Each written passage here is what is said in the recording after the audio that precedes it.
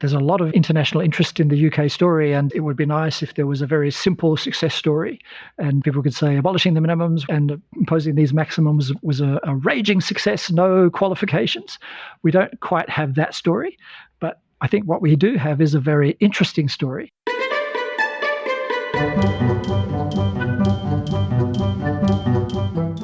Welcome to Reinventing Parking, the podcast about parking policy for anyone who wants a better city and better urban transport. Welcome back to Reinventing Parking. I'm your host, Paul Barter. This month, I want to focus on the UK, the United Kingdom, which has an interesting mix of parking highs and lows. There have been several decades of bold parking reforms, but at the same time, there seem to be some serious ongoing parking policy mistakes. For example, there was a nationwide abolition of parking mandates or parking minimums in 2001, but on the other hand, parking on pavements, which is UK speak for sidewalks or footpaths, has still not been banned across most of the country. To help us understand what's been going on in the UK, I have on the line Andrew Potter, who is Director of Parking Perspectives, which is a parking-focused consulting firm based in Chelmsford in the southeast of England. Andrew founded Parking Perspectives in 2017 after more than 20 years working for major consulting firms on transport and parking policy projects across the UK and other countries. Andrew and I actually met at a parking conference in Singapore many years ago, and we got on really well, and I've been planning to have him on the show for a long time. And I decided to pounce recently when I noticed that he was the main author of an interesting new report on parking in the UK entitled Just the Ticket, Parking Policy for Lower Carbon Travel, which is a policy statement from the Transport Planning Society. Welcome to the Reinventing Parking podcast, Andrew. Thank you very much. And I remember our time in Singapore most fondly. A big topic in this episode is going to be the UK's experience with parking minimums, or what we call mandates these days, and also parking maximums. There's a lot of international curiosity about that. But before we get into that, I think it's useful for the listener to have a little bit of background about how parking management works in towns and cities across the UK. In a way, there's kind of perhaps three different regimes for parking on the street. There's the quite intensive parking management in the town centres with regulations and marked out spaces. Then you might have a little less intense, the controlled parking zones where we have conflict between residents and other kind of parking. And then you'll have the very light kind of controls beyond both of those. Exactly, yes. What is a controlled parking zone? The controlled parking zone is an area of controls on street that limit parking to prescribed users who will have a permit. It's most common for residents, and it's a way of protecting on-street parking for those who live in that area, particularly against commuters near railway stations and those who live close to a town centre. The controlled parking zone will typically be not in the town or city centre, because that will just be controlled using traffic regulation orders. Everything is individually marked up and the rules will be applied through the regulation orders separately. Of the three kinds of areas that you mentioned, the town centres or high streets with their intensive parking management, the CPZs with semi-intensive parking management, or other areas, which of those three are the places where you find this chaotic, problematic parking? It tends to be the third area where there is less enforcement and control. Certainly in the town centres, pretty much every town and city in the UK has got an established and well-resourced enforcement team who will also cover the controlled parking zones. It's beyond there that parking will tend to be less controlled. There's no regular enforcement. There still might be requirements to patrol and enforce other specific sites, but they will often be less regularly enforced. Where we do have problems is employment locations that have just attracted far more car-based commuting than were perceived or designed. Edge of town workplaces, there might be light industry, warehousing and things of this nature. Similarly, there are a number of residential developments where there were maximums, or they were designed by the developers at the time with a view that people would not drive or not own cars. And car ownership is far greater than there is the capacity to park. And so there's a tendency for people to park on the verges and the public spaces. And the pavement parking actually isn't an offence in England. It's just become a blanket ban in Scotland in the last few months. But within England, it's not the case. In London, it is. Parking on the pavement in London is an offence. And Wales, I would need to check what the status is there. Yeah, it's a little bit shocking to hear that parking on sidewalks, pavements is not just simply illegal and with no questions asked, it should be illegal. Okay, now let's turn to the issue of parking supply regulation, known in the UK as parking standards, and the history of the shift from parking minimums or mandates to parking maximums. Andrew. Yes, I mean, the potted history is that London had parking maximums way back in the 1970s. So London was the pioneer in switching from minimums to maximums. Central London, that's right? London was broken up into 4 areas. So there was central area, inner ring, important suburban centres, and then the rest of Greater London. And the Greater London Development Plan in 1976 set out maximum standards for different land uses within those different zones at different levels. Residential was limited to no more than 1 parking space per dwelling, and every other land use had an agreed amount of maximum parking with it. And that was just London, but in 2001, this idea of maximums extended to the whole of the UK. And PPG 13, which was a document that basically established that there were maximums to be applied. And the reason it was good as a national document was because it was recognised that, certainly at the time, those opening offices would trade off one local authority with another. They might go to Town A and say, we are a big blue chip investor, we're going to move our head office here, it will create 300 jobs. And Town A would say, well, that's fine, here's an office block, but there isn't very much parking. Well, they would then go to the town 30 or 40 miles down the road who would perhaps be a little bit more relaxed about the parking they would offer and would use it as a negotiation to say, well, yes, you can have 300 or 400 spaces in this site. And therefore, it was seen as a bit of a competitive thing that was undermining the whole aim. That's a very important point, isn't it? So having maximums across very broad areas was useful to sort of defuse this parking arms race. That's very interesting. And PPG 13, Planning Policy Guide 13, what emerged from that was all of the local authorities adopted maximums, and they would tend to have low maximums in the town centres and rather high maximums in the other areas. Would that be about roughly correct? Well, yes, exactly as you say, yes. And throughout the decade of the 2000s, there were plenty of developments that came forward where the amount of parking was restrained. But the place where it really became noticeable and a point of conflict was in the residential end of the trip. The intention had been that if developments had come forward with less parking, people would own less cars, but that wasn't happening. People were still owning cars.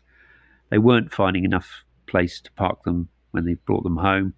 And so it created plenty of conflict between neighbours as people started to compete for somewhere to park or just simply park on verges and things. And what was the geography of that? Was that generally in sort of more central, dense areas or more suburban areas or a bit of both? It would be in suburban areas and even standalone developments that were, let's say, 500 or 600 houses would be built, but they would have a limited amount of parking permitted with them, and it would create conflicts. People were still owning and acquiring cars, and then there was this constant battle every day between residents as to who would park where and who could find a space. And invariably, people who were turning up and not being able to find somewhere to park were then putting their cars on the verge or a piece of green space or something. I guess this story prompts the question of, if you've got chaotic parking in an area that does not have intensive parking management, why do the local authorities not simply extend controlled parking zones to areas that have really serious problems? Oh, well, let's deal with residents. They will be the ones who might agitate for a controlled parking zone, and it's a way of protecting on-street parking for their properties. So as you go further out of a town, residents see no reason to have a controlled parking zone, and even if offered by a local authority who may be aware of potential problems in the future, will often get rejected in a consultation because residents don't want to pay the £130 a year or whatever their permit would entail. Residents tend to ask for controlled parking if they believe their problems are because of outsiders. But if the problem is residents themselves parking illegally, having purchased vehicles that they don't have parking spaces for, then residents are understandably averse to seeking a controlled parking zone. And it's also a little bit of a hassle if a guest comes to visit that they might need to have a temporary permit or something like this. And so the whole process of having a controlled parking zone is not favourable if actually they don't perceive there to be a problem. Residents who don't face a problem in terms of people from outside their area.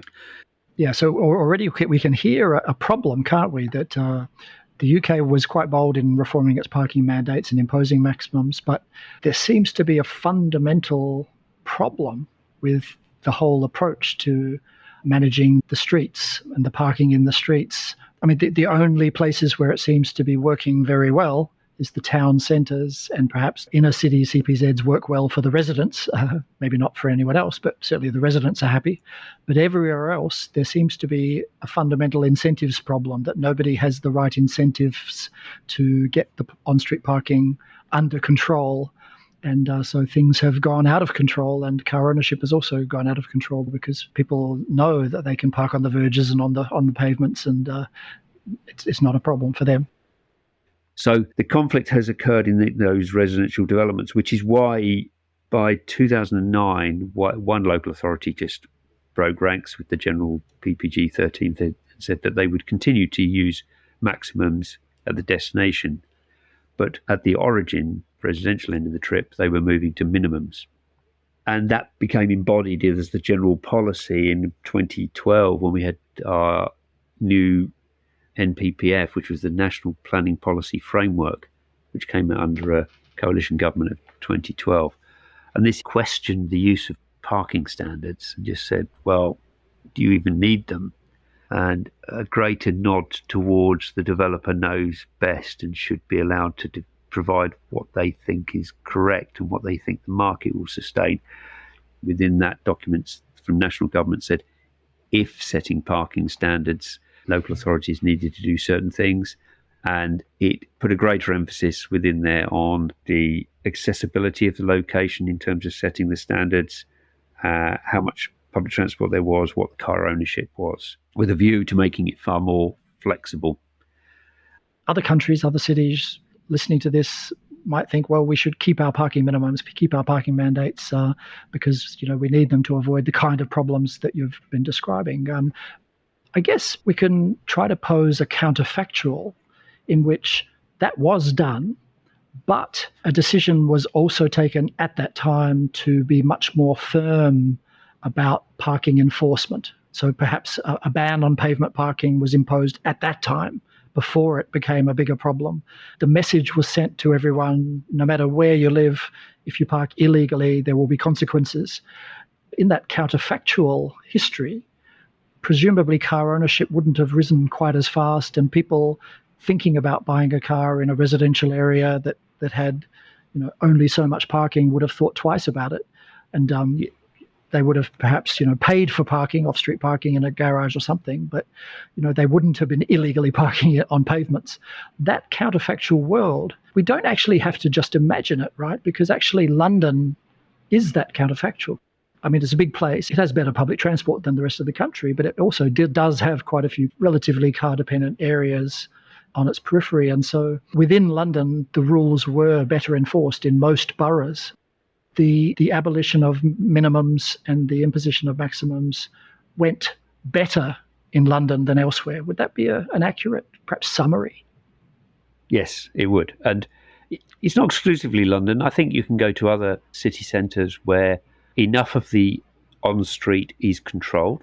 Okay. If you live in the centre of Manchester, for example, and you had a flat there and you didn't have somewhere to park, you're going to have to walk a long, long way before you find somewhere that is not either city centre and therefore there's no parking because it's all being used for unloading bus bays, bus routes, etc., and it's all controlled or yellow lines.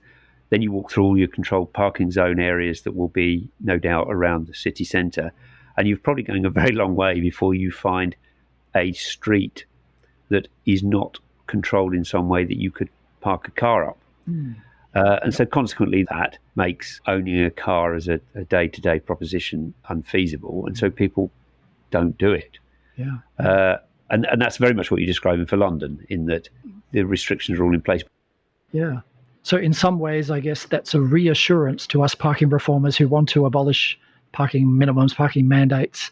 But what we have been saying very consistently is that's not enough, right? You also have to get your act together to manage the on-street parking. And I guess parts of the UK are a cautionary tale of what can happen if you don't do that.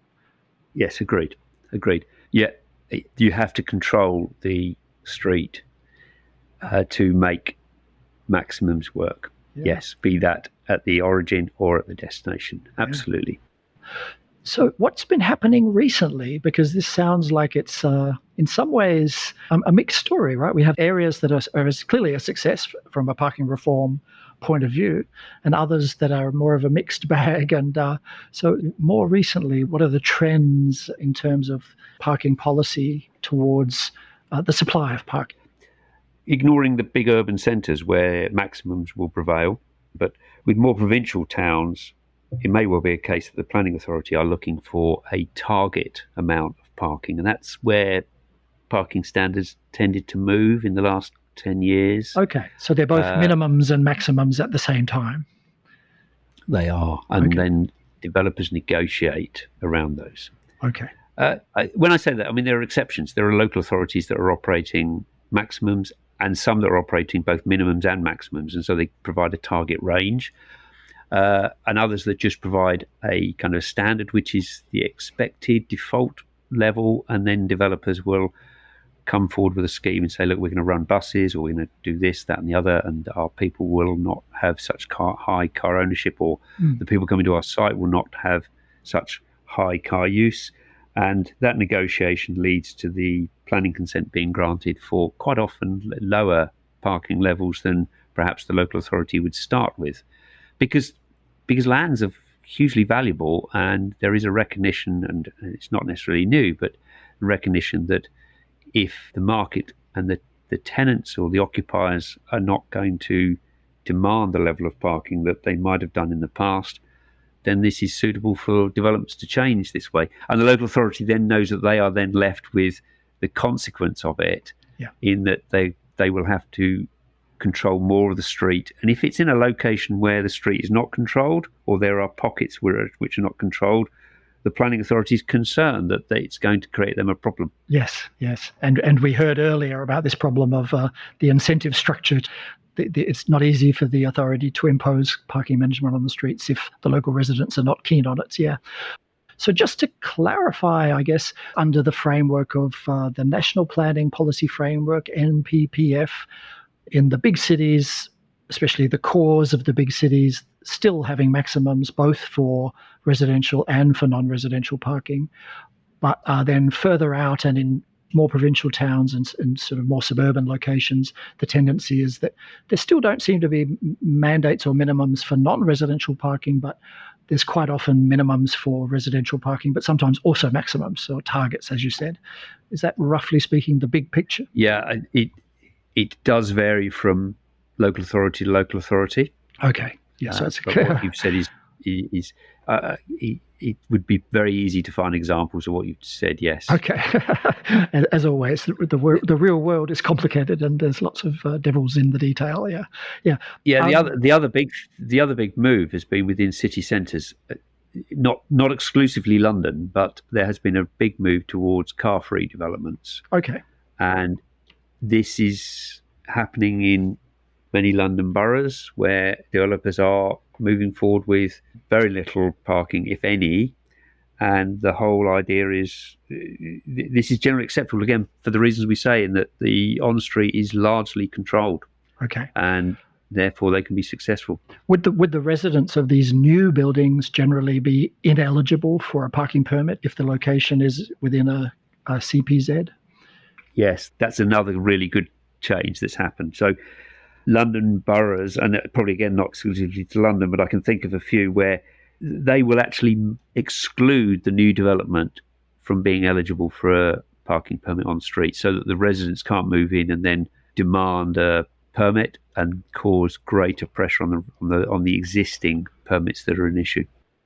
Again, big picture story for people in other countries. The abolition of minimums hasn't necessarily been seen as a problem, but even maximums are not sort of out the window. Despite some of the problems that have emerged, they're still seen as relevant, especially for dense areas. But there's a little bit of caution to say, be careful where you do them, how you apply them, to avoid those problems that you mentioned right earlier on. I think so. There have been some authorities that, from my observations, just stayed on the course and continued to apply their maximums to the best of their ability, whereas others moved a little bit more to a target approach. I mean, what's happened in the last 5 or 6 years has been greater recognition and concern about the climate emergency, and it's created a new impetus in people saying, we do need to reduce the amount that people drive. Okay. And the other pressure has been housing. And maximum parking standards actually allows greater density of housing. Within the Transport Planning Society's Just the Ticket report, we did suggest something that, with retail, certainly grocery retail, we've seen a move towards more urban living and people going shopping for their grocery more often. Oh, interesting. And so one of the things we suggested there, and this was very much in tune with some of the grocery models of the smaller metro grocery stores, is that they have come up a situation where they've wanted to open a smaller grocery store, supermarket, in a urban area. And because maximum parking standards would limit the amount of parking, the grocery store developer has suggested that it doesn't make the store viable. Whereas if they build their site in a rural edge of town area, the standards are much higher. They can provide much, much more parking. So one of the things we were saying is that there needs to be potentially higher maximums, certainly for grocery retail, in urban areas in order to ensure that these sites can be viable. It's not whether it's a maximum or not, it's setting that maximum at a right level so that the metro grocery store is viable. And then the maximum is absolutely fine. And I would go further and we do in the report, to suggest, why not set the same maximum for the out-of-town grocery retail? Uh-huh. Of course, it makes it unviable out of town, because the whole idea is that 90% of the people will probably go by car. So as soon as you say you've got a limit on your parking out of town, this is a deliberate parking policy tool that could have much bigger repercussions in terms of where developments go ahead, because it starts to address the very viability of where you can place your sites. And slightly bigger picture story is that one of the criticisms of land use planning in the UK is that it hasn't done enough to discourage that kind of out-of-town car-dependent development. Not quite American style, but in that direction, at least by European standards. And so what you're saying is parking policy might be a useful tool to deter too much more of that. It shouldn't be. It should be that the planning rules can face up a little bit more clearly, but nonetheless, we do still see edge of town, out of town going ahead. One question that perhaps sums up the whole story for outsiders: if someone comes to you from a city or a state in America, Australia, India, wherever, saying, we are thinking of abolishing the parking minimums, and we're looking at the UK experience, what would your advice to them be? What should they learn from the UK experience with abolishing minimums and doing various other things? I think the suggestion that maximums are a very effective tool is correct. The experience from the UK, I think, would be to understand that people enjoy using their cars. They find them very convenient, and therefore they will continue to look for ways to do it. And therefore the key thing is to control on street, control the space. If you can control on street, apply maximums. If you can't, don't. There's a lot of international interest in the UK story, and in some ways it would be nice if there was a very simple success story and people could say abolishing the minimums and imposing these maximums was a raging success, no qualifications. We don't quite have that story, but I think what we do have is a very interesting story. So the bottom line is establish a system such that no matter where it is, if a parking problem appears in the streets, it's relatively easy for the local authority to pounce on that problem and do some parking management. And if you can do that, then your off-street parking will be much easier. You have more choices. You can abolish the minimums. You could even have maximums if you want. And it will be less risky if the on-street parking is under control. Yes. And thank you very much, Andrew, for sharing that with us. Oh, you're welcome. Thank you. You've been listening to the Reinventing Parking podcast, and I'm Paul Barter. You can find out more at reinventingparking.org, where you'll find ideas and tips on parking policy. You can also listen to other episodes, subscribe, or leave a comment. That's reinventingparking.org. Bye for now.